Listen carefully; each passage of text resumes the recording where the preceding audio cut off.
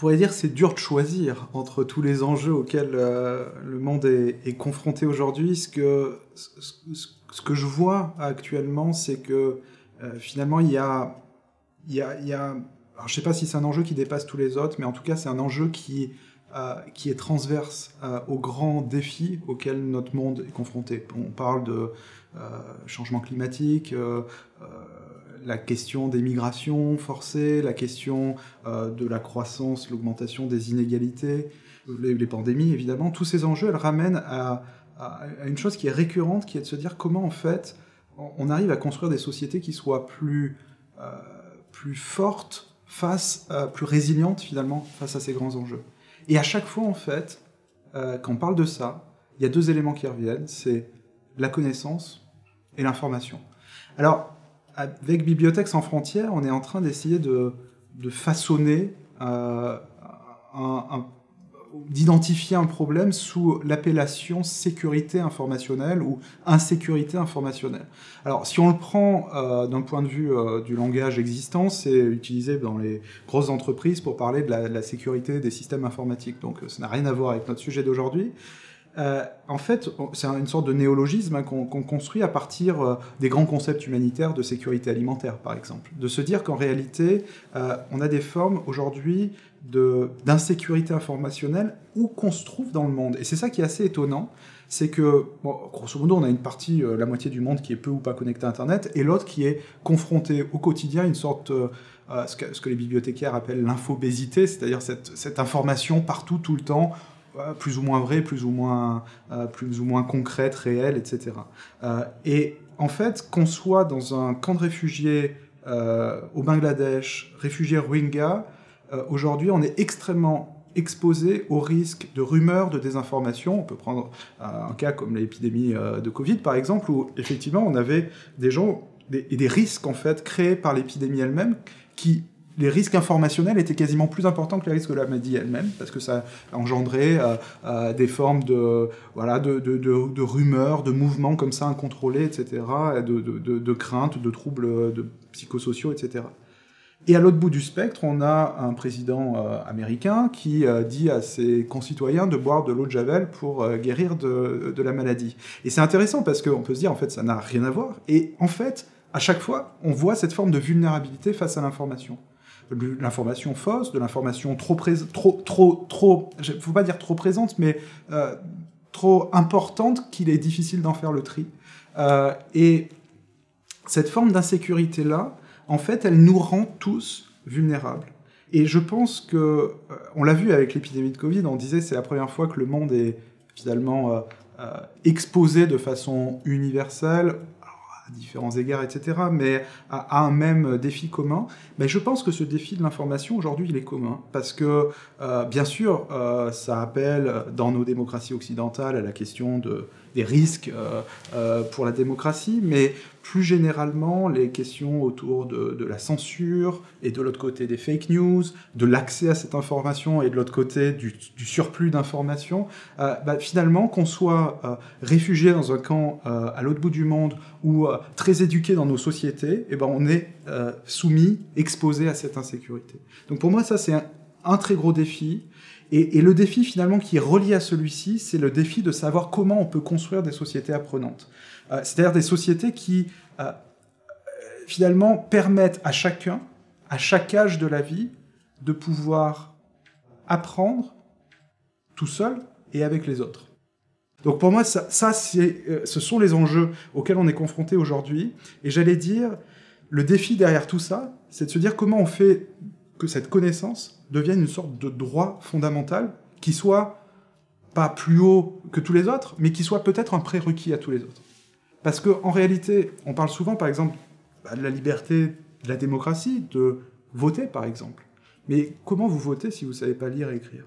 Si vous ne savez pas faire la différence, justement, entre un fait et une opinion qui est diffusée par un candidat ? Comment vous pouvez promouvoir la liberté de la presse, encore une fois, si vous ne savez pas lire et écrire. Donc, tous ces enjeux-là, pour moi, sont absolument centraux pour construire le monde de demain. Et ce qui est assez étonnant, alors moi, je le vois dans la pratique au quotidien avec l'ONG que je dirige, Bibliothèques sans frontières, mais ce que je vois, c'est que à chaque fois, ce qui manque dans la plupart des programmes et des grosses actions de développement, c'est cette brique, alors qu'on pourrait appeler de la pédagogie. On ne sait pas trop comment la nommer. Cette brique finalement de connaissances. Comment on injecte, en fait, cette connaissance au bon moment, au bon endroit. En fait, la plupart du temps, on ne sait pas vraiment faire. Donc, nous, c'est ce qu'on essaye de faire. Je ne sais pas si on y arrive toujours, hein, c'est compliqué. Mais en tout cas, c'est un enjeu central pour construire le monde dans lequel on vit et on souhaite vivre demain.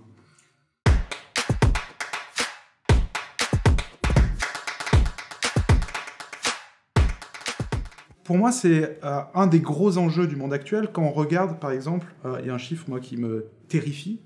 Aujourd'hui, il y a 9% des jeunes de l'OCDE qui sont capables de faire la différence entre un fait et une opinion. On peut prendre tous les chiffres, et moi, habituellement, Bibliothèques sans frontières, on travaille dans le monde entier. Je prends les chiffres du nombre de personnes qui ne sont pas alphabétisées ou du nombre de jeunes filles qui ne vont pas à l'école. Et ces chiffres-là, évidemment, parlent aux gens parce qu'on se rend compte de la masse, mais près de chez nous, dans les pays de l'OCDE, qu'on ait moins de 1 jeune sur 10 qui soit capable de faire la différence entre un fait et une opinion, c'est absolument terrifiant. Et on se dit, c'est vrai pour les jeunes, mais c'est vrai à tous les âges de la société, à tous les âges de la vie.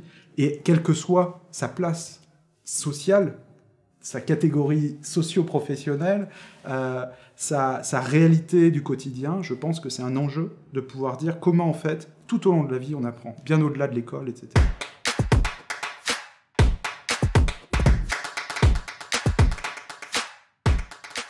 On pourrait en parler pendant des heures, on pourrait faire une analyse des risques, opportunités et de la complexité de la chose. J'aimerais, moi, m'arrêter sur deux exemples, alors je ne sais pas si on peut appeler ça des exemples, des indices, on pourrait dire, qui sont peut-être un peu anecdotiques, mais qui illustrent bien ces freins. Le premier, c'est la question de l'enclosure des savoirs. C'est encore un terme un peu techno, mais c'est de dire en fait que dans le monde dans lequel on vit, la plupart des connaissances et des savoirs sont clos.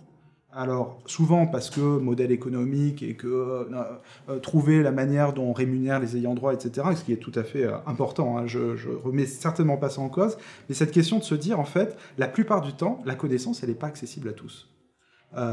Or, c'est évidemment un bien commun de l'humanité. Et je pense qu'on est face là à une sorte de rupture totale avec la réalité. Si vous dites aujourd'hui, par exemple, à un chercheur qui fait une recherche de pointe sur l'efficacité des vaccins, est-ce que vous voulez que votre article soit accessible à tous les universitaires du monde, et en particulier dans les pays en voie de développement qui vont avoir vraiment besoin de votre recherche pour pouvoir adapter leur stratégie vaccinale? Évidemment qu'il va dire oui. Vous demandez à la société, évidemment qu'elle va dire oui. Tout le monde va dire oui. Sauf que la réalité, c'est que ce n'est pas le cas. C'est que ce n'est pas le cas. Voilà. Bon, après, on peut épiloguer sur la façon dont c'est fait, mais ce n'est pas le cas. Mais c'est vrai sur la plupart des connaissances. Nous, on travaille beaucoup avec les grandes agences de développement, avec les Nations Unies.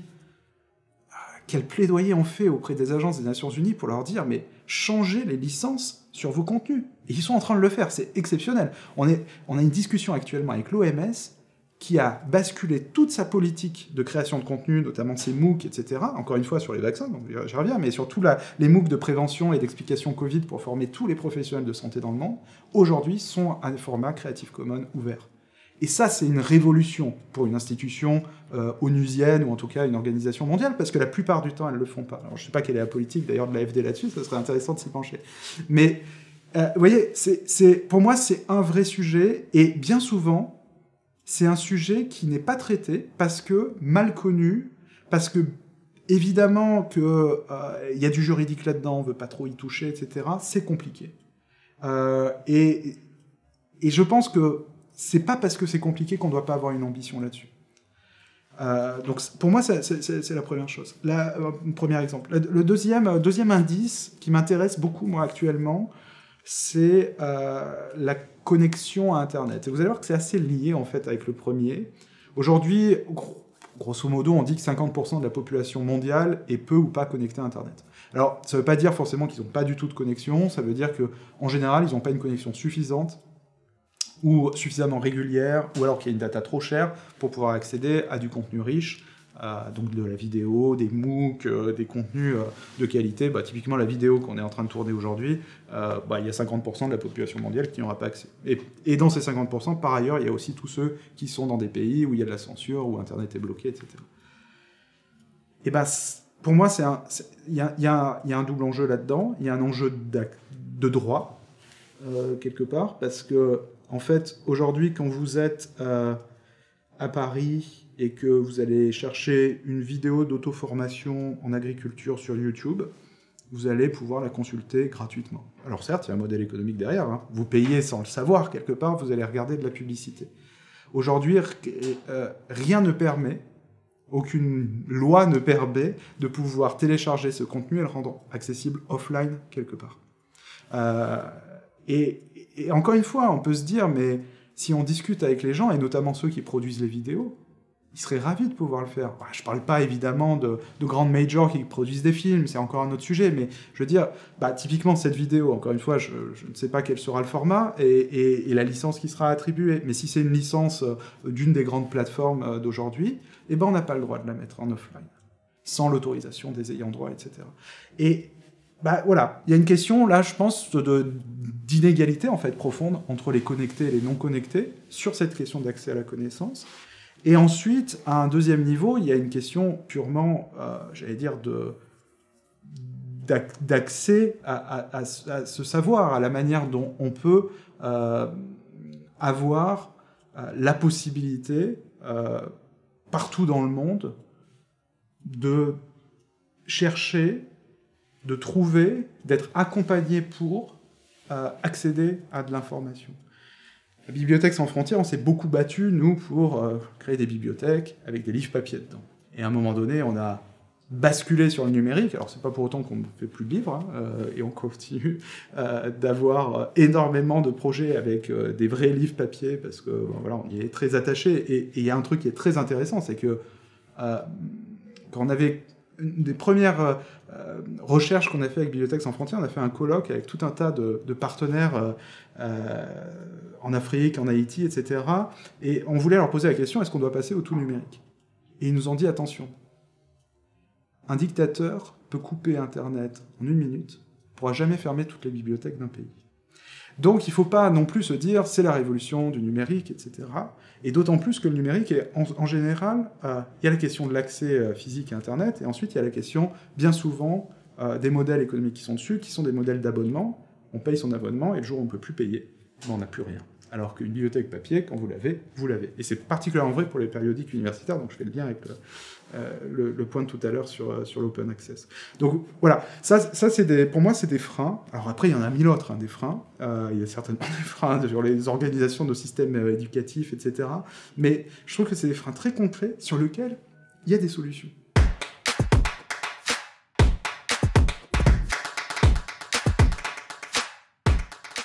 Alors, depuis quelques années, avec Bibliothèques sans frontières, on a créé un dispositif avec Philippe Stark qui s'appelle l'Ideas Box, qui est une médiathèque en kit qui tient sur 2 palettes comme ça et qui se déploie. Et on l'a créé au départ pour les camps de réfugiés. Ça crée un espace qui fait 50-100 mètres carrés dans lequel il y a des tablettes, des ordinateurs et une connexion Internet. C'était la promesse au départ de dire on met une connexion Internet parce qu'il faut qu'il y ait cet accès. Et d'ailleurs, on a fait des trucs incroyables dans des camps de réfugiés au Burundi, avec des partenariats avec les plus grandes universités américaines, européennes, pour diplômer des jeunes réfugiés congolais qui étaient au Burundi, qui ont ensuite pu trouver un job, partir, etc. Mais, problème, connexion Internet dans les camps, c'est du satellitaire, c'est hyper cher, même si aujourd'hui, il y a la révolution du tout satellite, des constellations, etc., ça reste quand même très très cher.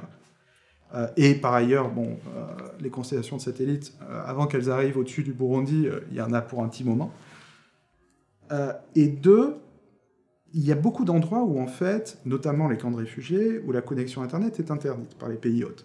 Ce n'était pas le cas au Burundi, mais ça a été le cas dans plein de pays dans lesquels on a travaillé, parce que, souvent pour des raisons de contrôle et de politique. Donc, pas d'Internet. Alors, ça c'est 2014, on commence à travailler sur les solutions qu'on va appeler d'Internet offline, ou d'Internet asynchrone, on pourrait dire. Ce que les Américains appellent le sneaker Internet, donc l'Internet en basket, c'est-à-dire qu'en fait, on prend Internet, et ensuite, avec nos baskets, nos chaussures, on l'amène sur le last mile, le dernier kilomètre, avec des formes de serveurs internes. Ça nous a amené à créer un consortium avec tout un tas d'acteurs, une trentaine d'acteurs, l'Université d'Arizona, la Fédération internationale des bibliothèques, et plein d'acteurs qui travaillent sur ces questions d'Internet offline. Et ensemble, on essaye de créer une sorte à la fois des logiciels qui permettent de finalement transformer n'importe quel bout d'ordinateur, téléphone, petit serveur, vous savez, les petits Raspberry Pi qu'on va bidouiller, choses comme ça, en serveur sur lequel on peut installer à peu près tous les contenus d'Internet dans des systèmes de containers, donc on peut télécharger des sites, des choses comme ça, mais aussi travailler sur les catalogues de contenus. Parce que bien souvent, quand on parle d'Internet, et quand on parle d'Internet offline de la même façon, on s'aperçoit que 99,9% des contenus, ils sont créés aux États-Unis, en Europe. Et donc, il y a un gros sujet de savoir comment on fait en sorte que les contenus soient aussi créés localement, qu'ils soient sourcés, créés localement, et qu'on crée des sortes de repositories, alors de bibliothèques, on va appeler ça, de contenus numériques sur lesquels on va pouvoir justement aller télécharger des choses. Donc un prof demain au Kenya, par exemple, pourra se dire « Ah bah tiens, moi ça m'intéresse d'avoir la Khan Academy pour mes élèves que je vais comme ça télécharger dans un petit serveur, mais aussi toutes ces ressources kenyanes du ministère de l'Éducation. Hop, je fais mon petit serveur, j'ai ma marketplace, je la télécharge et ensuite j'ai ça pour ma classe avec mes élèves. » Donc ça, c'est tout le défi sur lequel on travaille. Et en fait, aujourd'hui, on essaye d'aller un cran encore derrière et se poser la question, et on travaille d'ailleurs là-dessus avec l'AFD, avec la GIZ, avec tout un tas d'acteurs institutionnels et d'entrepreneurs sur les modèles économiques de cet Internet offline et la manière dont on les intègre dans les politiques publiques. Moi, ça m'intéresse beaucoup parce qu'aujourd'hui, en fait, il y a une récente étude qui a montré qu'il fallait à peu près 450 milliards de dollars pour réussir à connecter tout le monde à Internet d'ici 2030. Donc, on peut se dire que c'est quasiment impossible. Une fois qu'on a dit ça, en fait, on s'aperçoit que pour à peine 10% de la somme, on peut connecter tout le monde à l'Internet offline.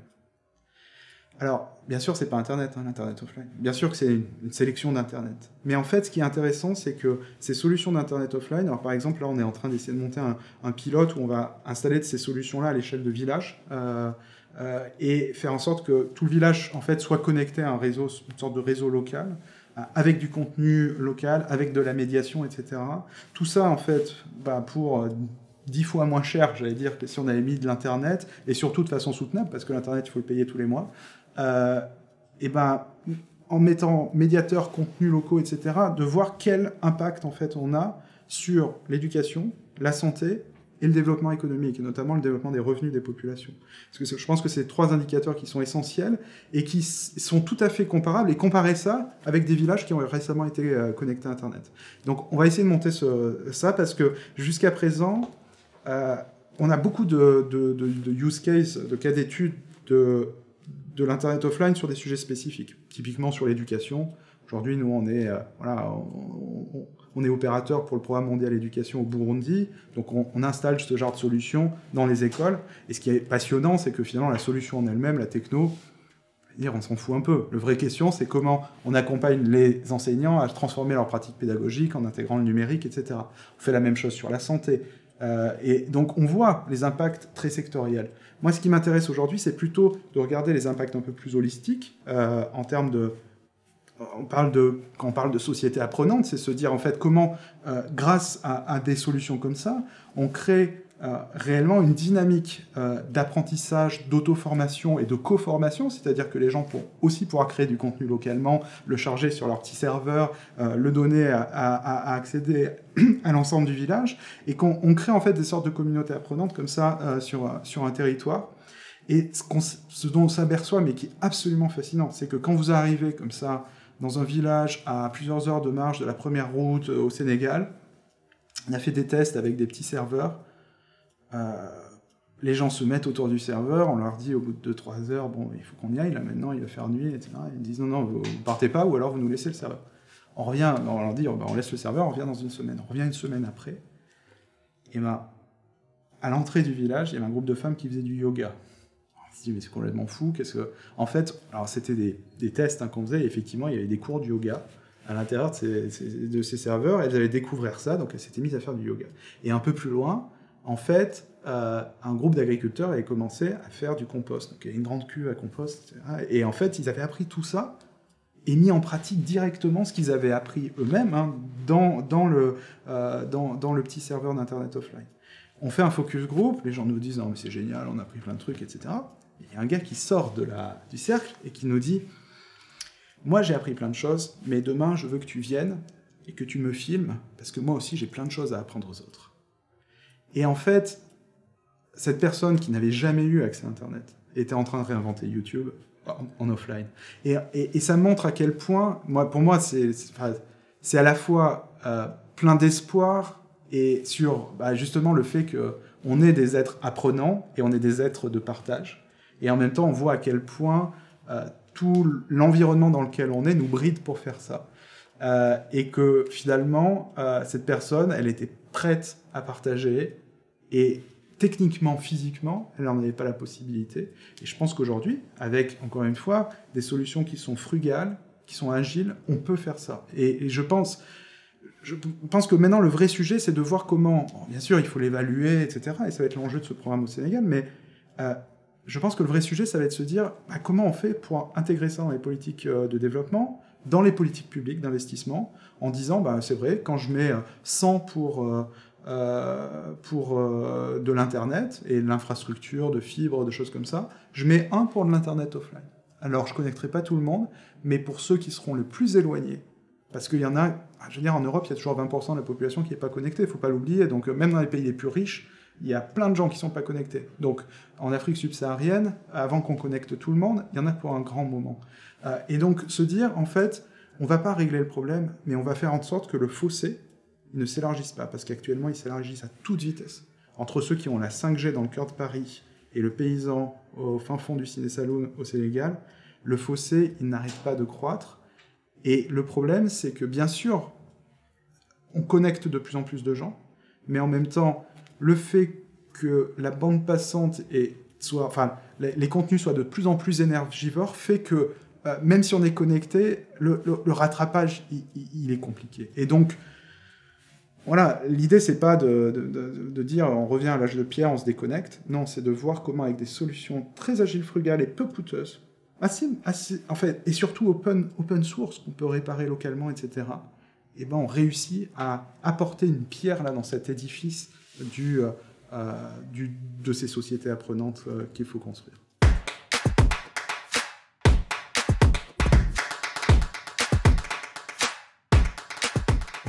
Bon, les solutions pour créer des sociétés apprenantes, encore une fois, elles sont aussi nombreuses que les enjeux et les défis et les freins sont nombreux.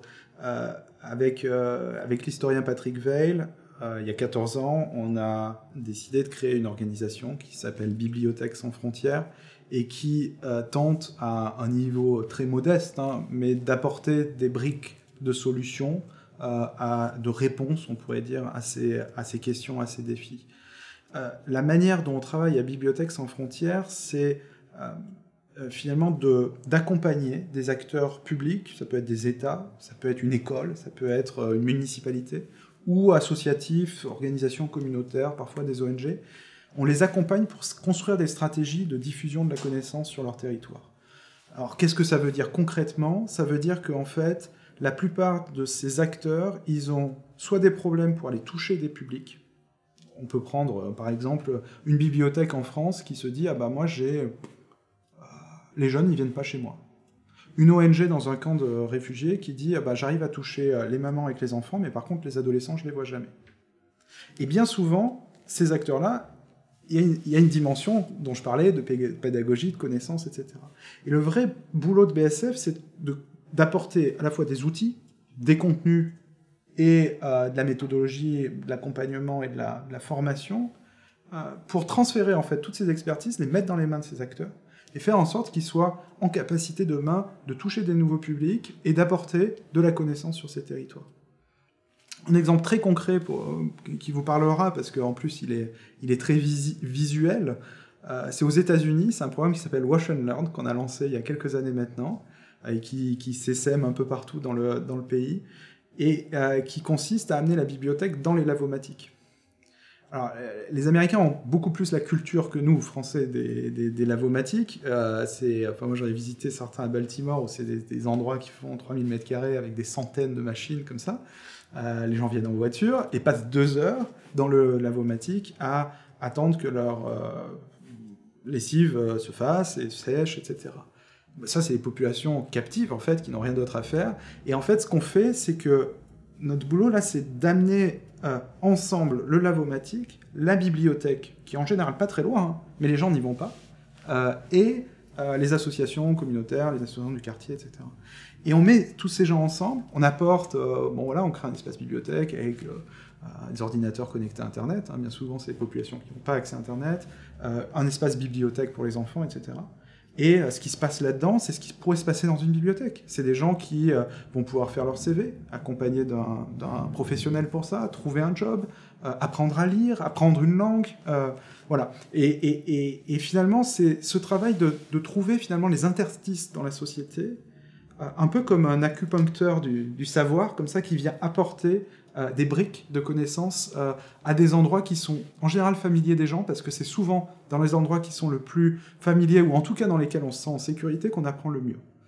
Donc voilà un peu ce qu'on fait avec BSF, on le fait dans 30 pays, et aussi bien, j'allais dire, dans les pays industrialisés, aux États-Unis, au Canada, en Australie, en France évidemment, que au Burundi, au Sénégal, au Bangladesh, et j'allais dire encore plus que dans des pays en voie de développement ou dans des contextes je vais dire de ruralité ou d'isolement, etc.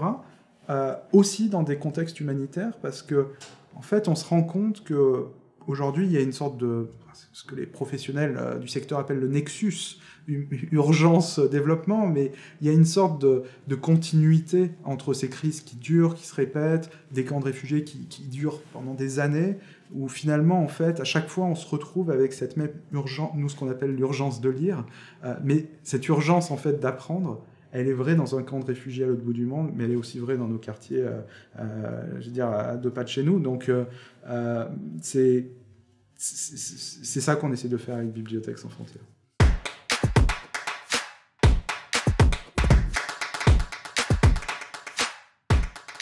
Je crois qu'il y a un enjeu majeur dans cette construction de société apprenante qui est de faire la part des choses entre les fantasmes qu'on a par rapport au numérique et les besoins d'humains qu'il y a à côté. La technologie, quoi qu'on en fasse, alors bien sûr, on peut y mettre toutes les couches d'intelligence artificielle que l'on souhaite, mais je crois que quoi qu'on en fasse, ça restera quelque chose qui est froid, qui n'a pas d'empathie, et qui n'a pas la bienveillance que peut avoir un être humain, en particulier pour une personne qui est dans une situation de fragilité. Ou alors une situation d'apprentissage, quelque part. Je pense qu'on a besoin de médiation humaine, on a besoin de formation et d'accompagnement. Et finalement, bien souvent, on a l'impression que ça va marcher parce qu'on a créé la meilleure technologie. Moi, je crois profondément que en fait, la technologie, il faut juste que ça marche. Et quand on a une technologie qui marche, c'est bien, mais on a fait 10% du job. Le reste, alors vous me direz, quand tu regardes Facebook, tu vois bien que ils ont fait une technologie qui marche et ça marche, bien sûr. Mais quand on s'attaque à des sujets de vulnérabilité, c'est pas tout à fait la même chose. On fait pas Facebook. Facebook a une autre utilité. Et je pense il y a des organisations qui font ça super bien, qui travaillent justement sur des super technos et qui en même temps travaillent sur cette dimension humaine qui est si importante. Et nous, on le voit à Bibliothèques sans frontières, l'importance de ces questions d'inclusion numérique, de formation numérique. Je parle souvent de cet exemple, mais quand on travaille avec des enseignants au Burundi, au Sénégal, au Cameroun, ce qu'on voit toujours, c'est bien sûr, le numérique va révolutionner la façon dont ils enseignent, dont ils se positionnent en tant qu'enseignants, etc. Mais ça marche pas comme ça. Enfin, je veux dire, c'est pas parce qu'on met ça. Bien souvent, si vous mettez ça, quand on a lancé la Khan Academy en français en 2014, première réaction, ça a été de dire « mais ça va concurrencer, effacer les enseignants ». Mais pas du tout. La vraie question, c'est effectivement, ça a un impact sur la posture de l'enseignant, sur la façon dont il enseigne. Il n'a plus tout le savoir, l'enseignant. Aujourd'hui, il est plutôt un médiateur de la connaissance. Et donc ça a une transformation profonde sur les pratiques professionnelles. Ça entraîne beaucoup de frustration, d'interrogation sur son métier quand on est enseignant. Mais c'est la même chose quand on est bibliothécaire aujourd'hui. Je pense que c'est la même chose dans plein de métiers d'ailleurs. Ça doit être la même chose aussi sur les désintermédiations qu'on a partout, chez les médecins, chez les syndicalistes, chez les journalistes. Enfin, partout, on voit que ces métiers sont concurrencés parce qu'il y a une forme, effectivement, d'horizontalisation de la connaissance. Mais c'est pas pour autant que ces métiers ne sont pas essentiels au fonctionnement de nos sociétés et doivent donc se réinventer. Et celui de prof, en fait, on voit à quel point, une fois qu'on a fait cette bascule, le métier est, alors, je dirais pas encore plus passionnant, je pense qu'il l'était avant, il est différent, mais il donne une dimension humaine encore plus forte parce que finalement, on va créer, construire, on va faire des exercices, on va expérimenter directement avec ses élèves. C'est ce qui se passe dans des centaines de classes en France, dans le monde, etc. Donc, pour moi, c'est un enjeu majeur. Et je dirais, pour reboucler avec ce qu'on fait avec BSF, c'est que, bien sûr, on fait ça avec BSF. Bien sûr, on amène de la techno et on fait en sorte que cette technologie elle soit la plus ouverte possible pour qu'elle soit la plus réappropriable possible. Mais pour moi, le vrai enjeu, et c'est ça la vraie difficulté de notre métier, c'est que c'est du transfert de compétences, comme on dit. Et en fait, c'est pas du transfert de compétences qu'on fait, c'est de la transformation d'acteurs. C'est quand on travaille avec un ministère de l'Éducation sur ses stratégies numériques, c'est la manière dont on va transformer la manière dont les profs apprennent. Donc c'est quelque chose qui est extrêmement difficile à faire, mais qui est si essentiel. Et bien souvent, c'est tellement plus facile de construire des écoles que de former des profs. C'est tellement plus facile de couper le ruban en disant « voilà, on a une belle école, on va faire une belle photo », que de former 10 000 profs et de faire en sorte qu'ils soient les meilleurs profs au monde, même si l'école, elle fuit un peu et que le toit, il fuit un peu, et les élèves, ils seront bien meilleurs à la sortie. Et ça, je comprends, enfin, je veux dire, je sais pas... je sais dans le monde dans lequel on vit et je comprends aussi la redevabilité et le fait que quand on veut montrer quelque chose de concret et fait, ça marche mieux en montrant une photo d'école qu'une photo d'un prof formé. Néanmoins, il ne faut pas oublier ça.